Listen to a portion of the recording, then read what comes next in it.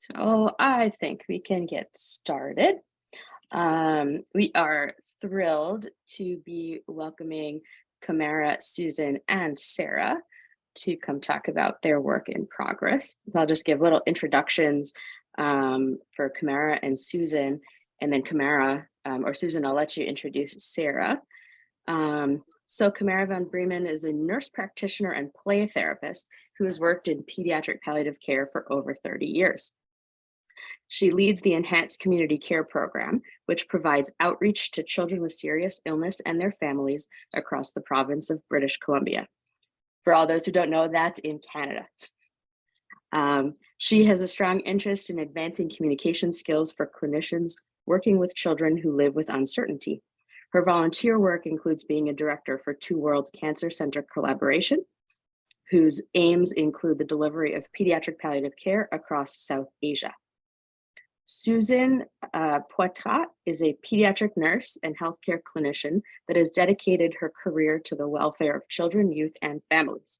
She's provided pediatric healthcare for almost 30 years in various roles and patient populations at BC Children's Hospital and as a founding staff member of Canuck Children's Hospice.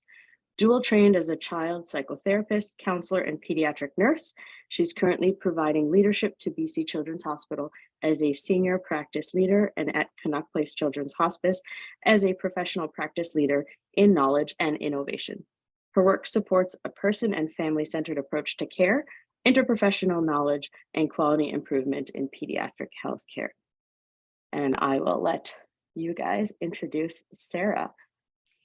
Well, Sarah Ho is actually a family member that son was in our program many years ago, and I'll let Sarah share a little bit more on that.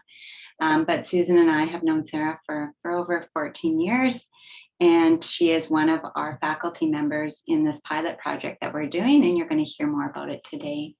Sarah, do you want to add anything? Sure. Thanks, Camara and Naomi and Susan. I'm thrilled to be here today, just to be part of these discussions and these conversations.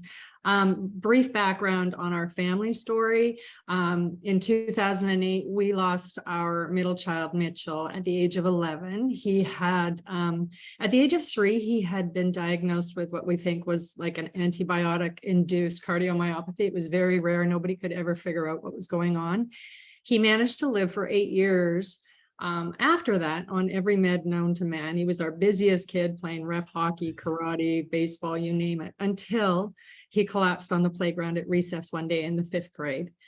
He had a resulting hypoxic brain injury, and after spending 5 days in the pediatric intensive care, we recognized that we were facing end of life and introduced to Canuck Children's Hospice. So we represent that family that didn't see it coming. And in the 14 years, so we spent 5 weeks in the hospice until Mitchie passed away. With the help and guidance of the Canuck pediatric palliative care staff, team, house, everybody there, we were able to really face our grim reality that we were going to become a family of 4, and had 2 years of bereavement after that. So since then, we have all continued to be part of this hospice because these are the people that caught us and helped us through the worst moments of your life. When I heard from Susan and Camara about this serious illness conversation guide, which you'll hear more about, I was so anxious to apply and be a part of these conversations. This is something that we didn't have the opportunity to have about what would happen with Mitchell if he were to pass away. It was just, let's just keep going. He's working on half a heart. We don't know how he does it. And our journey would have been really different. So I am so anxious. I have a nursing background. My husband's a physician. So being a part of these conversations as both a parent, but also as a clinician, I think gives me the insight into what clinicians face, having those horrible, awful conversations and not knowing what to say and when to say it. So I'm very passionate about being part of these conversations with the clinicians. The experience we've had thus far has just been unbelievably supportive. People really want to hear from the parents' point of view, that if you say it like that, here's how I feel. But you could, if you just change the wording, it's so important that as parents, we feel that you're on side with us. We know you can't change our trajectory, but it just makes such a difference to know that you're just going to be with us in that space. So anyway, I could go on for a long time, but I'm thrilled to be in this space and want to thank you all for being here today. And I will pass it back to you guys. Thanks, Sarah. And the presentation itself is about 25 minutes, and then there's going to be lots of opportunity for talking and chatting. So I will share my screen and start the presentation. I welcome people interrupting or asking questions on the chat. Susan will monitor that as well as speak into some of the slides, but also we'll have time for discussion. And just to note that I did give this presentation just recently at the Congress in Montreal. So that's why all of the Congress symbols are all over it. So I don't have any, I do not have anything to declare, nor does Susan. We do work for a not-for-profit organization, Canuck Place. And I did want to acknowledge that we are on the unceded territories of the Musqueam, Squamish, and Tsleil-Waututh nations, and we're very grateful to be on their lands and to share in the beauty of the area in which we live, work, and play. So really the objectives of this short presentation is to understand a family engagement pilot that really is enhancing the delivery of serious illness conversation education. Experience a short film of parents' voices, so we will have an opportunity to see that, and then explore feedback and learning from the projects thus far. So the family engagement pilot, Susan, if you want to bring your voice to how this came up and how this process worked.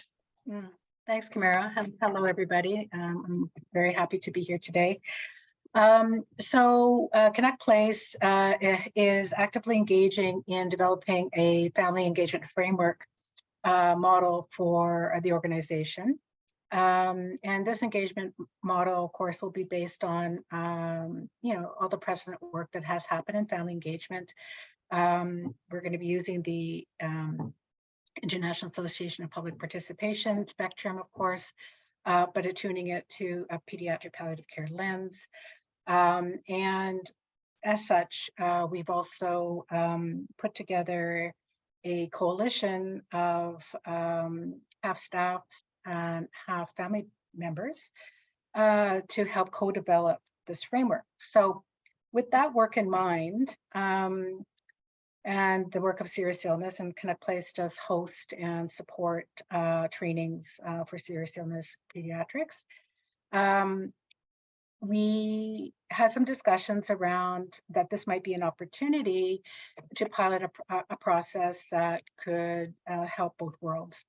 And so what we engaged in was developing a structure of engagement to basically put a call out to families on our program who may be interested to participate as a family faculty for the Serious Illness Conversation Guide trainings. There was quite a formal process in doing that. We used our BC Patient Safety Quality Council framework with some of the key principles of engagement, as well as offering compensation and other things in regards to the structure.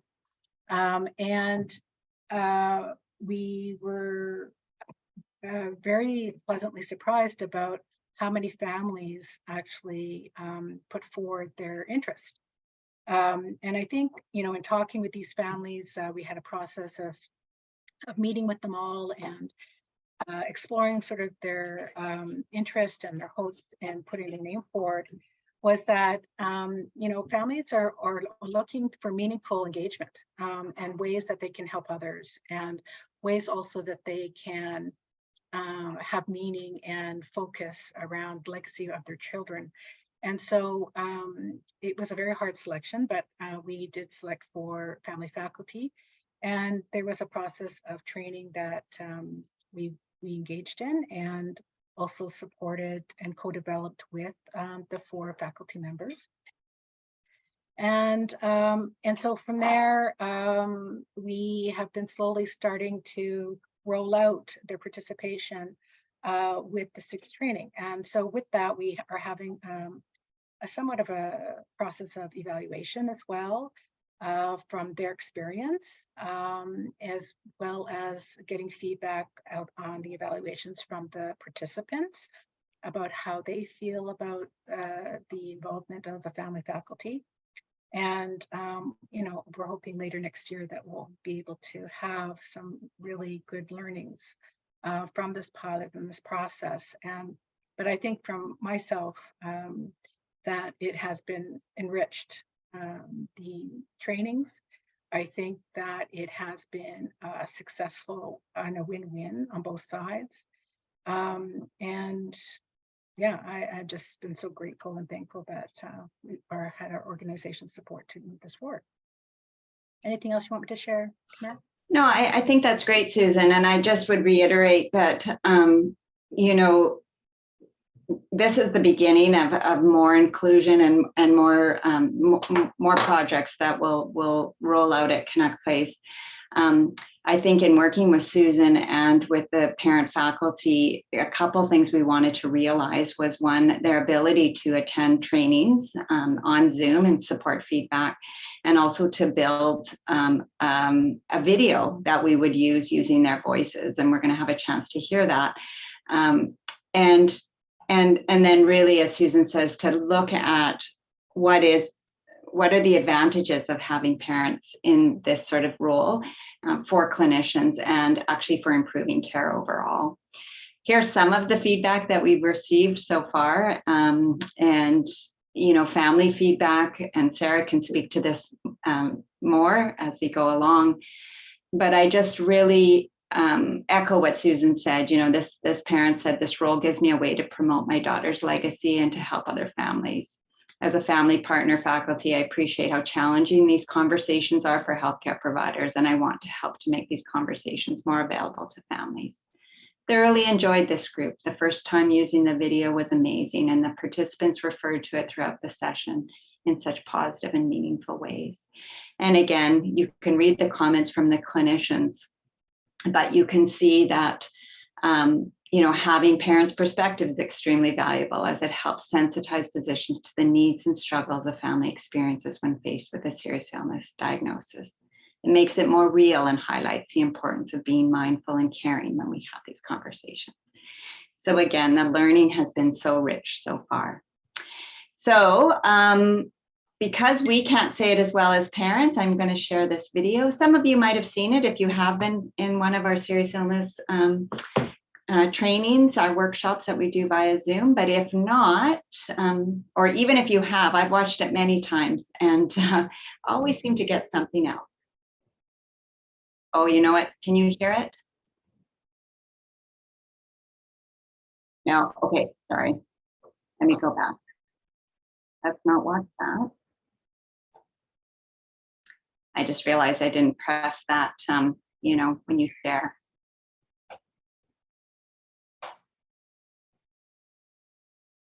Let me try again. Share sound. Here we go. And it's only about 8 minutes.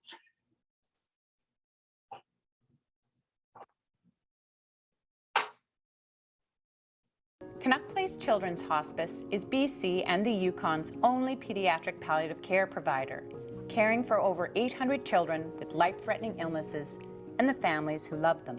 Pediatric palliative care clinicians at Canuck Place adapted the Adult Serious Illness Conversation Guide, developed by Ariadne Labs. The guide is used with parents of children with serious illnesses. This adaptation incorporates family-centered language, acknowledges that parents are the primary decision makers, allows for flexibility around a child's developmental stage, and considers the difficulty of prognostication in children with rare diseases. Pediatric advanced care planning takes a family-centered approach that considers hope, and non-medical concerns alongside honest and practical information, allowing for meaningful conversations that prepares for end-of-life circumstances.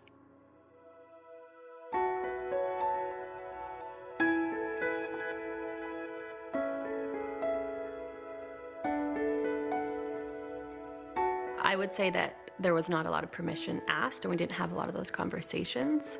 It wasn't something that was planned for.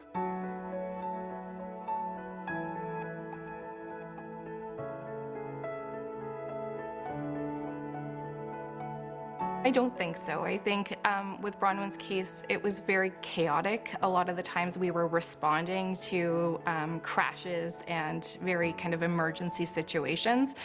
So I don't think that there was ever an opportunity to be organized enough to sit down and kind of prepare us for the information.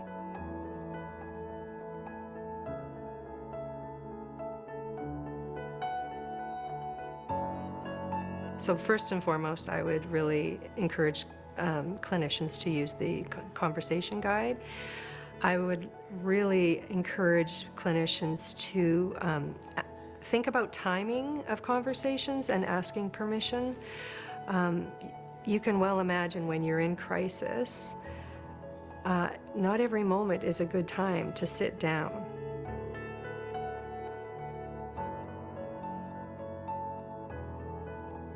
We were treated like, the clinicians were the expert. They had the information that they felt we needed to know, and there was no room for asking us for whether we needed clarification, asking us if we needed more information, asking us to share what we heard. Like, it just was, here's the information.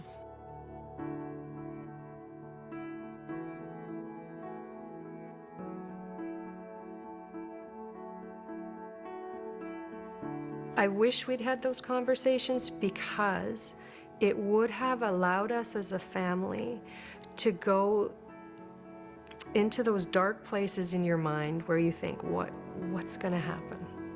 What might it look like? And my husband and I would have those conversations of, oh gosh, if he continues to deteriorate, what if he can't do his sports? But we never went beyond the what ifs.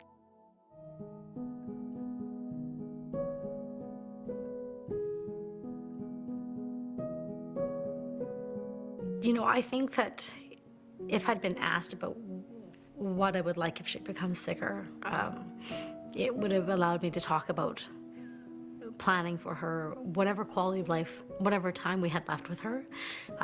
It would have given us some sense of, well, she's alive right now, and how do we make sure she's in the least amount of pain and has the most quality of life.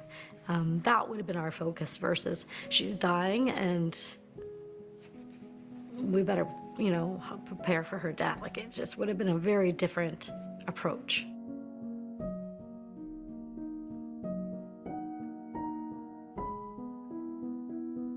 I think it's really important to talk about resilience with families and saying, understanding their child's diagnosis and then saying, this is going to be really tough. And I'm just wondering if you have people who can support you, and if you understand what may happen in the future, and if you're comfortable talking about that. Because for us, we didn't really know. We had a lot of denial, a lot of fear and anxiety.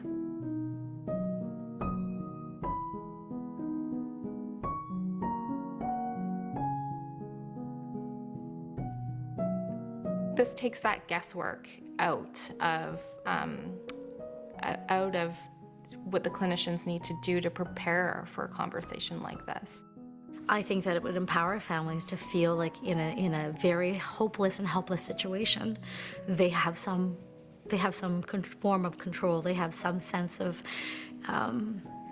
input, and I think it would help them feel supported, because I really believe that parents and families, they know their child best. They are the experts on their child, and they should be. That expertise needs to be valued, and there needs to be room for that. I think giving the parents power to really understand their child's diagnosis, what the future may hold, and allowing them to be confident and comfortable to make those decisions by providing information that they may need, and sort of reminding them that the ball's in their court and they are the parents, but equipping them with information about the disease, about what may happen, about what they may want end of life to look like, so that they have all the tools that they need, because they need all the tools, because it's really, really difficult at times to keep your head above water when your kid is suffering.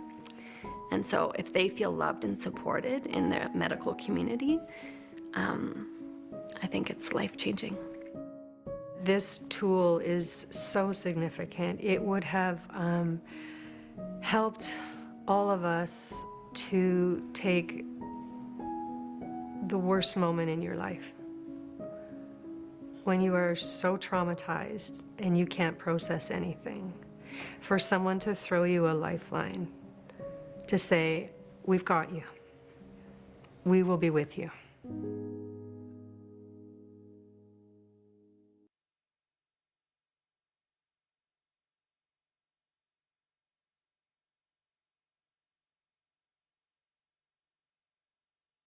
It's always a good place to pause after this video and yeah, just I think what it does for me is brings up other families that I've cared for, and reminds me of the preciousness of this work and our relationships with these families. Just to end this part of the presentation and to move into questions or comments, we are, in the process of having family participate with every single session that we do, and those are offered sort of once or twice or 3 times a month, depending on the requests we have. We are going to have to consider about ongoing recruitment. As you saw, we had 4 mothers, so we do want to look at having, we had actually an adult sibling, a sibling of a child on our program apply, and we do think there's a need and a big gap in having sibling voices within our frameworks, but also fathers and grandparents. I think, how do we make sure that that voice is also heard? And then, as Susan alluded to, there'll be ongoing projects of engagement. And I think, to be quite frank, I think it in some ways took this pilot to help some of our non-clinician or people that haven't used family engagement voices in their work. I'm talking about our board or even some of our senior leadership, to really understand the impact. And so much gratitude for Susan in leading this, so that even though many of us, I know everyone on this call, I think, is nodding and saying parent engagement is vital, it's important, we do have to also convince the administration and our board to fully understand and accept that and put the money towards it. So I'm stopping sharing, and we'll open it up to people to ask questions to Susan, Sarah, myself, and yeah, comments, questions. Oh, I see one question from Amy. Can you elaborate the role of parents in the actual live session? So, so the Serious Illness Conversation workshop is about a 3.5-hour investment of people's times. There's pre-workshop work, so there's a didactic PowerPoint that they listen to. We give them resources that all comes to them through their email, and then on the day of the session, which is really the focus is on role play and actually practicing the guide. We start this session by introductions, clarifying any questions, and then the facilitation is 3 to 1. So we have 1 trained facilitator to 3 clinicians, and the family faculty join in the groups, in the small session groups, the breakout groups. And so role play, like any other role play, you set it up, you have people practice, and then you debrief it. And again, we've been running these workshops for now 4 or 5 years. The parent participation has just started in the last 6 months.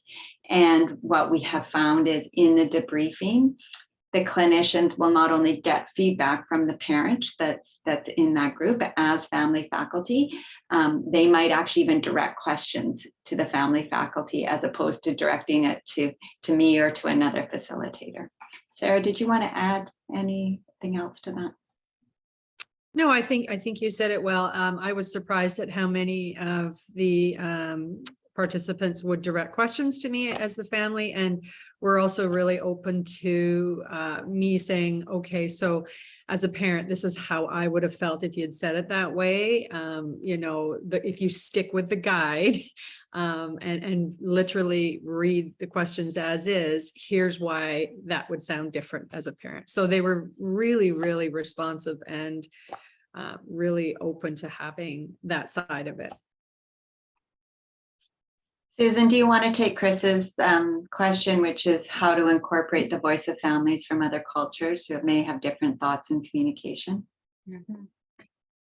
Well, thank you, Chris, for the question. There's so many families, very unique experiences and also cultures. And so, yes, representation is very important with engagement.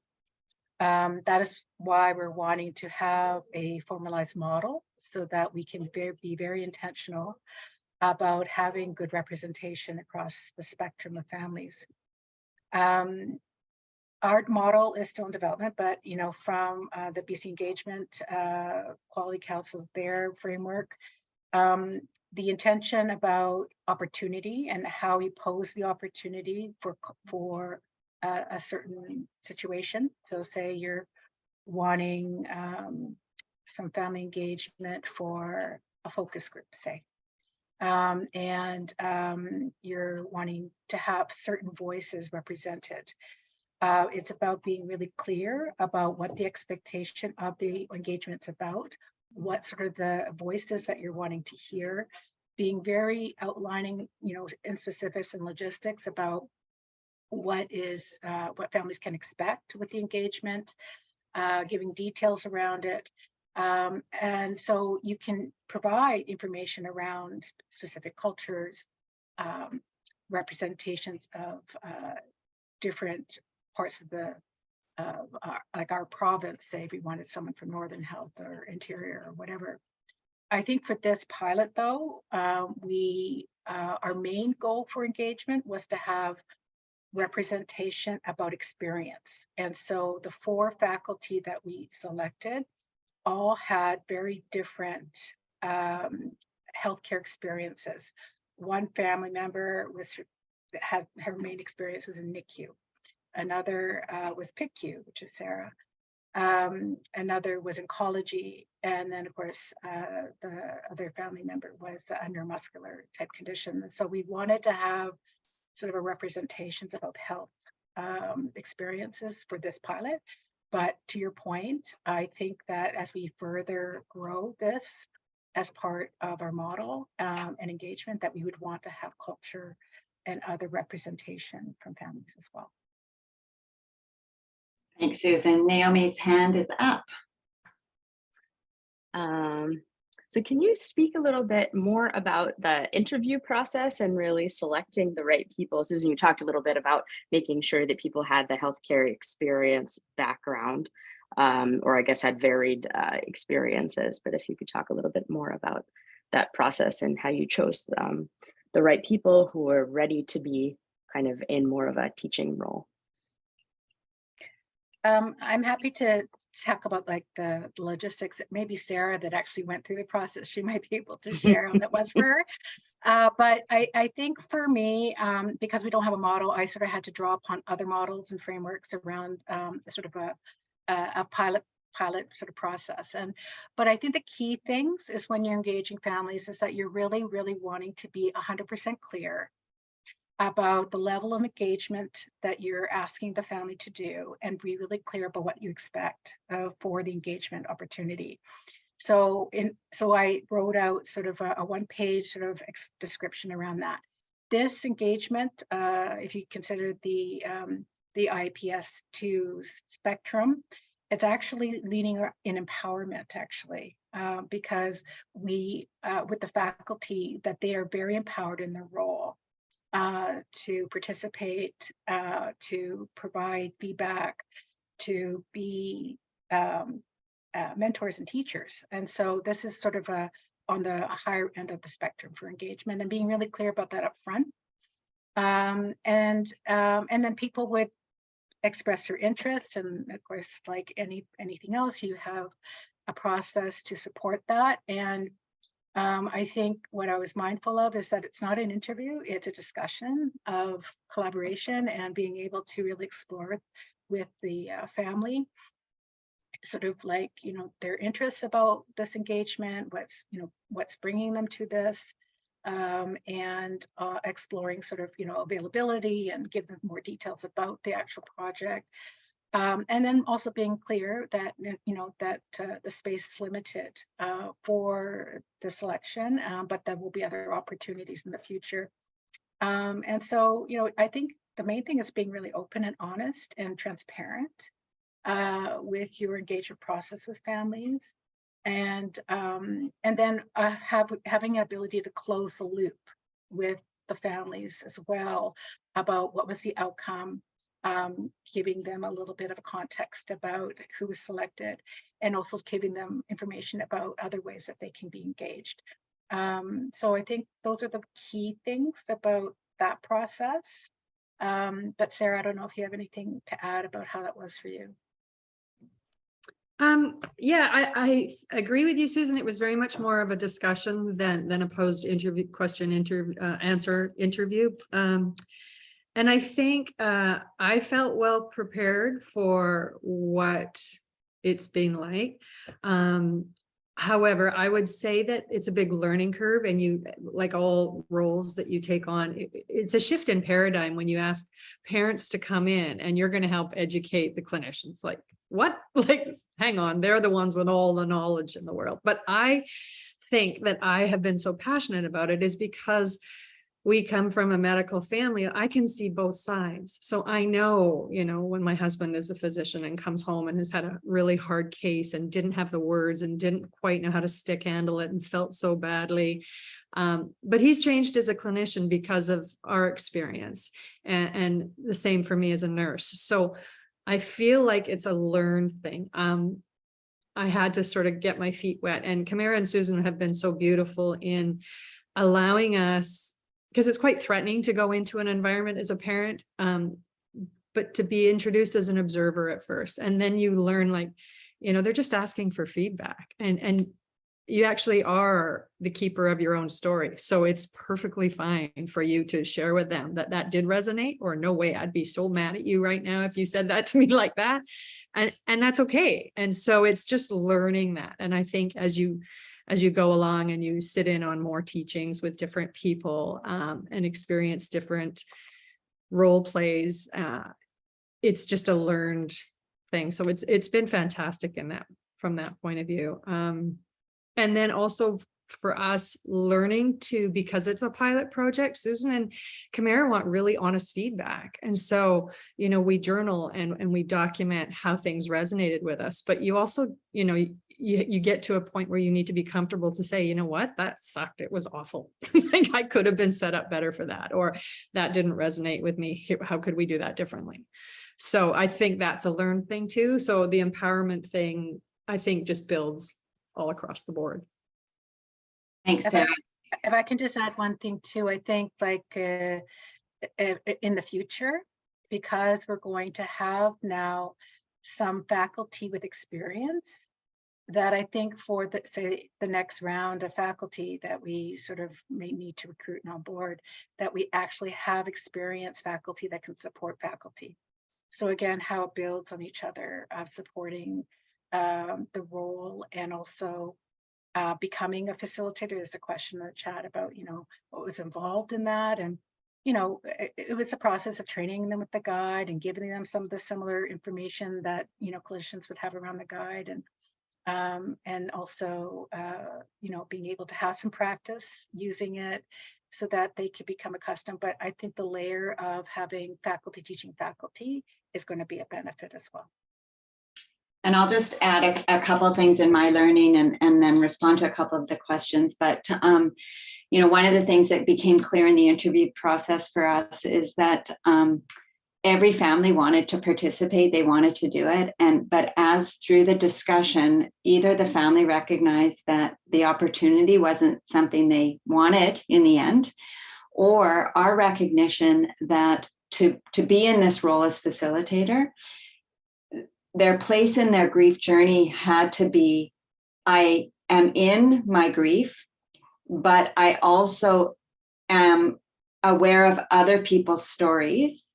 And so can use my story as a teaching, as opposed to I'm using my story to process my grief.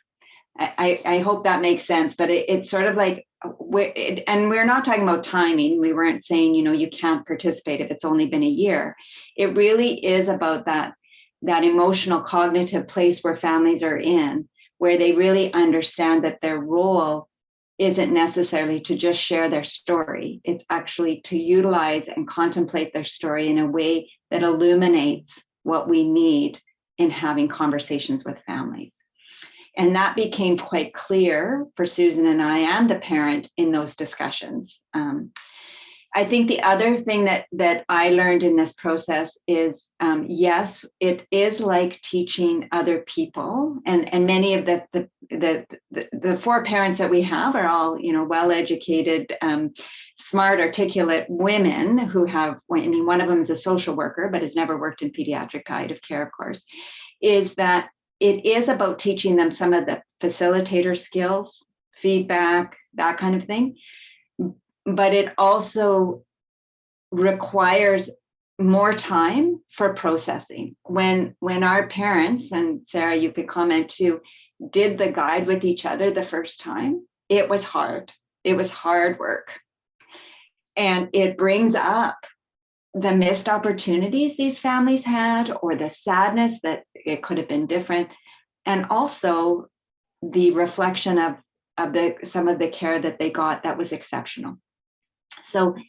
So again, incorporating, when you have parents, you have to invest that time, energy, and thoughtfulness around, you know, it's not just, hey, come in and share your story. That isn't going to work. So just a couple of things. I saw that we don't have vital talks here. It's an American thing, I believe. So I can't comment it too much. Maybe Naomi could, but this specific training really came from how Erdiandi Labs supports the adult guide, and we took it and made it, adapted it to pediatrics. So the training looks similar to that. But again, we've definitely put a pediatric lens on it, and have probably taught, I don't know, over 300 clinicians to date using this highly facilitator, strong, time-intensive piece. And I think it's been, I have lots to say about that, but for another time. Any other things? I haven't been reading all this. What else? Oh, scroll up. Chris had another question. Did you, or are you including families who had conversations using the guide, and or families who had some conversations using the guide? You know, some families who have used the guide and some without using the guide. So this isn't a research project on how well this is done. This is really a project on how do we do engagement. That's a great question, Chris, and I think it is important. And I would say, as much as the video sort of looks like these families didn't have care later on by a palliative care team, the context of the video is very much from their hospital experiences, and not from the hospice experiences or the palliative care team. And Sarah, maybe you can comment on that. But I think, so what we see is on this video is there's harm done when we don't do this well, and it's usually at the upfront places. What I would say is, even though our team hasn't been using the guide that long, I do believe, and I also believe all of you as pediatric palliative care experts are using the concepts that the guide uses: respect, permission, seeking understanding. So I think it would be really hard to sort of evaluate who pre-guide, post-guide. What the guide really does offer is for those who don't have a pediatric palliative care fellowship or a lot of experience or a lot of time to witness conversations done well with expert communicators. What the guide does is offers us a platform in which to teach others certain aspects. So I hope that makes sense. I think we're not looking to train pediatric palliative care experts with this guide per se. We're trying to support learners in excellence in communication, and this guide offers us an opportunity. And I think, Camara, you briefly touched upon, Becky asked a question about, she said, I know you're a hospice, and this focuses on serious illness at end of life, but do you think it could be applicable at the time of serious life-altering diagnosis is received or given well before end of life? And clearly the answer is yes, this is meant to be used very, very, very early on in the journey. And I would say that, again, this is a Canadian-US thing. In hospice in Canada, it's not just end of life. We see children for decades.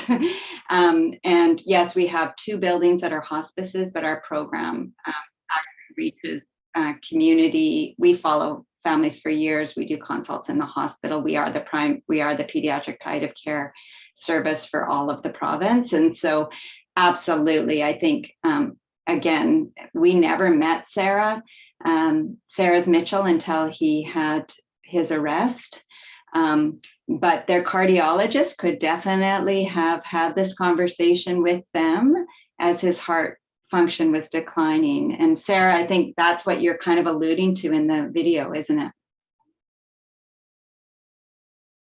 Absolutely. And you're bang on when you say that the 4 of us are in the video, we are reflecting on our hospital-based experiences. It wasn't until we came to Canuck Place and spent 5 weeks there that we had this beautiful group of people who wanted to have these conversations and literally just sit with us in that space and were beside us. But in the hospital, it was very one-sided. And I remember literally being in the ICU and the cardiologist came and he was arguing with the intensivist, and the cardiologist wanted to keep trying and let's fix his heart. And he literally just arrested again in front of us. And I literally got in the bedside cot and pulled the blanket over my head. Like, it was literally, this is me shutting down, cannot have these conversations right now. So the guide just has this amazing ability to help every healthcare provider who has any contact with those families. We've done workshops that have had lots of nurses who have, like, sometimes it's those quiet, times in the evening, and they can have late night conversations with the family, and just to equip with them with the skills of how to have those conversations, or to sort of be able to communicate back to their team. This is where the family's beliefs and values are coming in at right now. And I don't know if anybody else has explored that, but this is so important to this family culturally that we as a team need to help understand for them to be able to move through this process. So yeah, it's all inclusive, but it starts from the moment of diagnosis or first hospital experience. I think we missed a question from Rebecca, where she asked about kind of efforts to design the guide with like on-ramps and off-ramps for conversations where you might not be able to work through the entire conversation guide in one sitting. I feel like I use it regularly. I take it for granted that I guess for me, I've been formally trained in pediatric palliative care, and it somewhat comes naturally for me to recognize when it might not be such a good idea to finish the entire guide.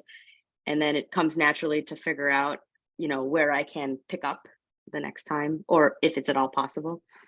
I totally agree, Naomi. There's I think that the guide training really talks about the concepts of respect, permission, values, not making decisions, like those kinds of really important places. how to use nonverbal and verbal reflection for families. But absolutely, it would be weird to talk to families about what they're willing to do if their child gets sicker, or what are the trade-offs for intervention when their child is actually doing quite well. I mean, there's an assumption that actually signing a DNR at this point would be bizarro. So why would you do that? So, it does take, it's not meant to be inflexible. It's meant to really share concepts around what do families want. And what I say is, many people after the training still cannot do these conversations well. These are hard conversations.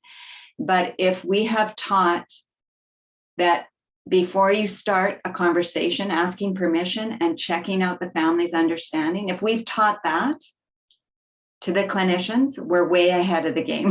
So, I think I had this naive belief that this was going to equip people with being able to have these hard conversations. It doesn't. We need pediatric palliative care people to lead these and teach people and mentor people so that they can do these conversations well. The guide and the using parents to really hone in. And I think what the Parent Project has done is say, this matters, take it on and learn how to be a better communicator, because the parent has said. But the teaching itself is this much of the work we have to do, which is why we rely on every one of you to mentor and support new clinicians and learners. Not even new clinicians, let's be honest. Sarah? I was just going to say, Naomi, to your point about, having some structure and, not being able to finish the entire thing. I've been able to witness some great questions from clinicians, and also to give them permission to use it on the other side of that, which is, as a parent, I would appreciate someone coming in and saying, I have a list of questions here that other families and other parents have told me have been really helpful. And to go in with the paper is perfectly fine, and to just let them know, because then it sort of frames our discussion that, okay, so-and-so has a list of questions. So this is not going to be a 3-hour, let's just talk about and solve every problem in my life right now, but they have a list of questions. And so it sort of helps to define the conversation too. And when they open with other families have found these questions to be really helpful, all of a sudden as a parent, you're like, oh, okay, cool, go. So it sort of helps to define it that way too.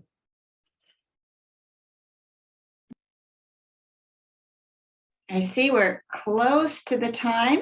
Naomi, did you see any others, or does anyone else have final? Amy? There were questions about Vital Talk, but then I think Amy and Janet responded to those questions about Vital Talk.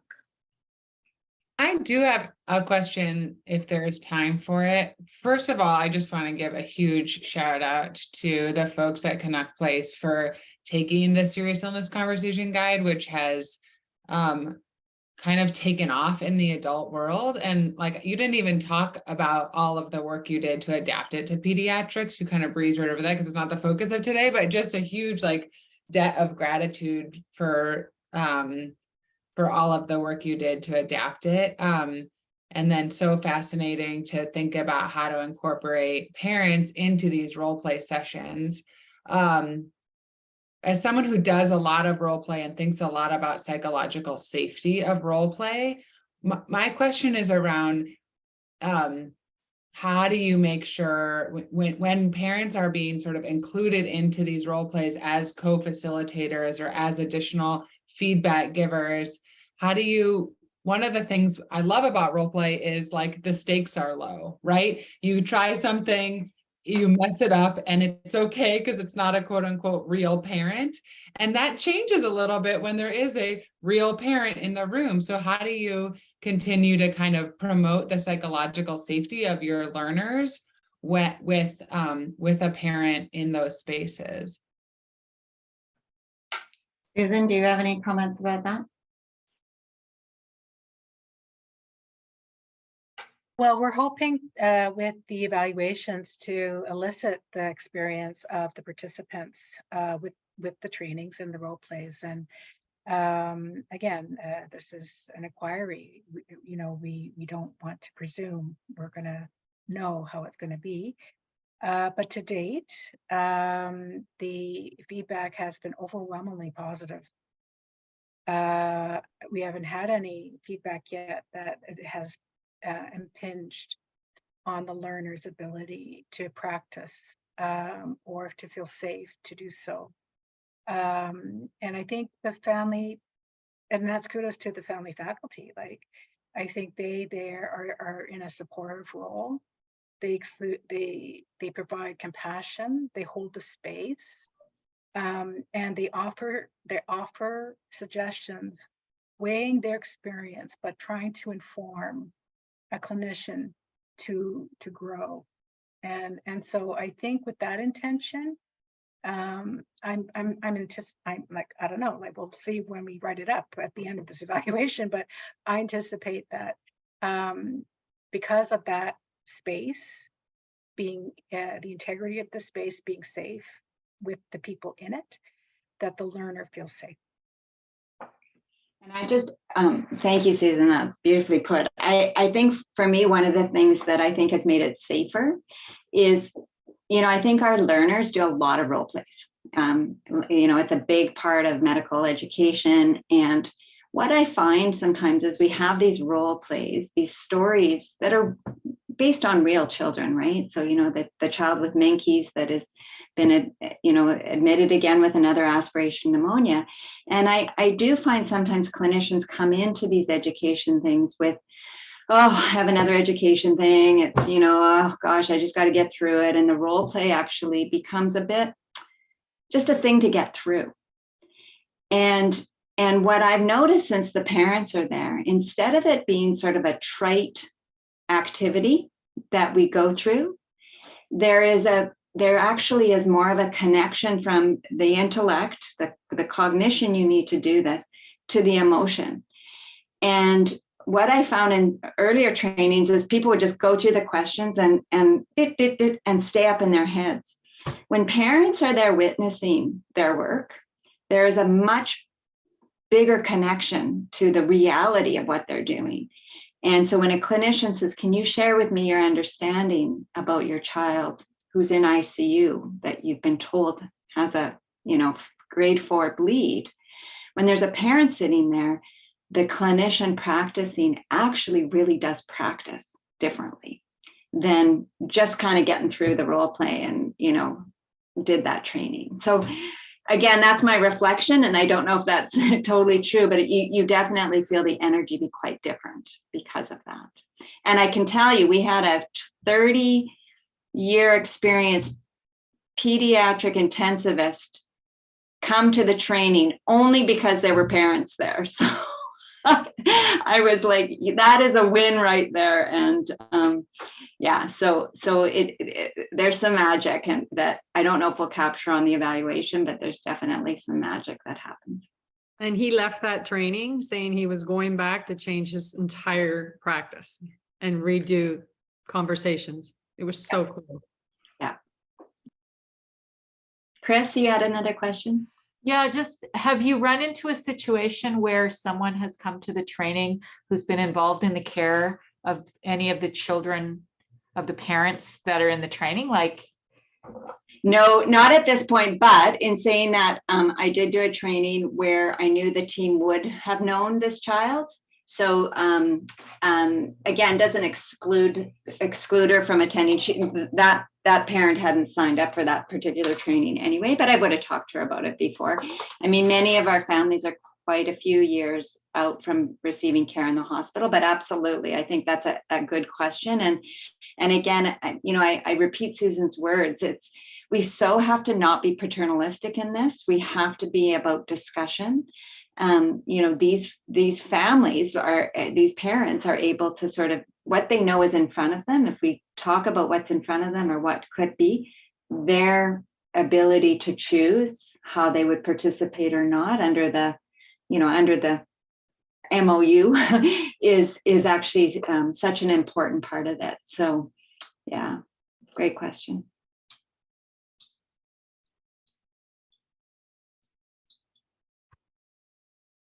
I just wanted to say thank you so much for this wonderful presentation.